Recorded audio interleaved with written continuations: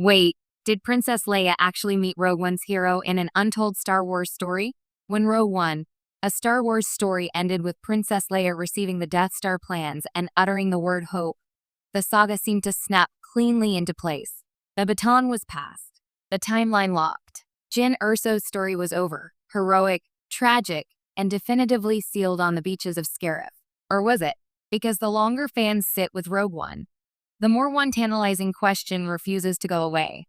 Did Princess Leia ever actually meet the hero who made her victory possible? Not on screen, not in dialogue, but somewhere in the margins of Star Wars canon, in an untold story hiding between the frames. At first glance, the answer feels obvious. Leia didn't know Jyn Erso. She never speaks her name. Jyn dies minutes before Leia appears. Case closed. Except Star Wars has never been very good at leaving emotional loose ends alone. And once you start pulling at the thread, the idea that Leia and Jyn's paths might have crossed, even briefly, indirectly, or unknowingly, starts to feel less like fan fiction and more like classic Star Wars myth-making. The canon answer: no. Probably. Let's start with the official line. In strict on-screen canon, Princess Leia Organa never meets Jyn Erso. Jyn dies on Scarif alongside Cassian Andor after transmitting the Death Star plans to the Rebel fleet. Leia arrives aboard the Tantive IV only after the plans have already been secured, and Darth Vader's immediate pursuit suggests there was no time for pleasantries, debriefings, or introductions. Even supplemental canon material, novels, comics, and reference books, has largely avoided depicting a direct meeting. The story has been carefully framed to preserve A New Hope's opening moments without contradiction. Leia receives the plans, flees, and becomes the symbol of rebellion audiences first met in 1977. From a timeline perspective, it's airtight. From a Star Wars storytelling perspective, it's suspiciously quiet. Leia knew more than she let on. One of the most intriguing details in Rogue One is how calm and prepared Leia seems when she receives the plans. This isn't a princess suddenly thrust into galactic crisis. This is someone who knows exactly what those plans mean and what they cost.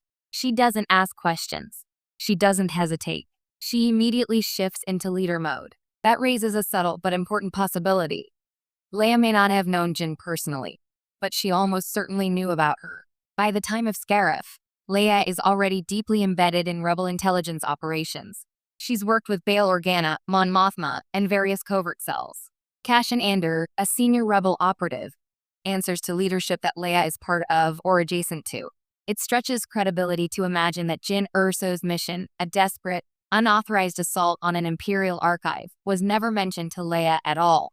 Even if it wasn't sanctioned, the fallout would have been immediate. Casualties, transmissions, the sudden appearance of Death Star schematics.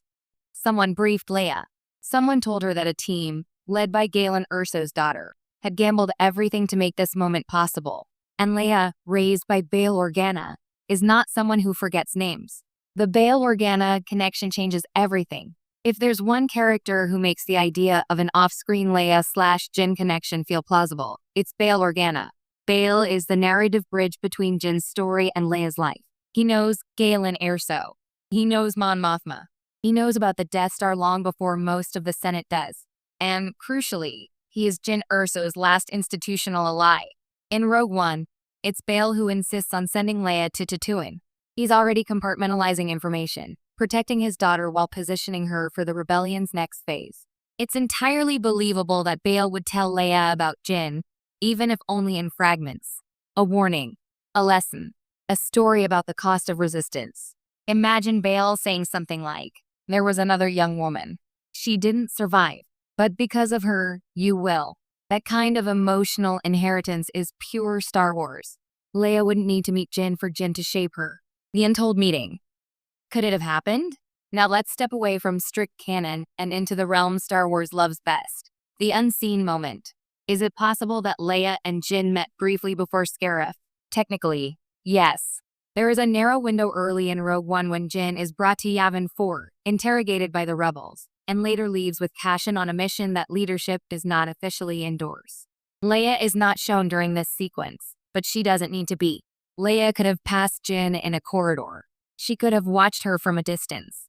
She could have exchanged a single line of dialogue that history never recorded. Not a friendship, not a heart-to-heart, just recognition. The kind of fleeting connection Star Wars is built on, where destinies brush against each other without realizing their significance until it's too late. Why Star Wars might avoid showing it. So if the idea works so well emotionally, why hasn't Lucasfilm confirmed it? Because mystery is part of Leia's power. Leia doesn't mourn Jin on screen because Leia is not allowed to break in A New Hope. She has to be steel. She has to be defiant. She has to face Vader without revealing the weight she's carrying. If Leia openly grieved Jin, even internally, it might soften the sharp, iconic image of the princess fans first fell in love with. The franchise has been careful not to retroactively burden Leia's opening scene with too much visible trauma. And yet, restraint doesn't mean absence. Sometimes it means the story is being saved. A story begging for a novel or comic. If there is an untold Star Wars story crying out to be told, it's this one. Leia Organa learning about Jyn Erso after Scarab. Not a meeting, but a reckoning. Leia reading mission reports. Listening to survivor accounts. Understanding that someone her own age made choices that she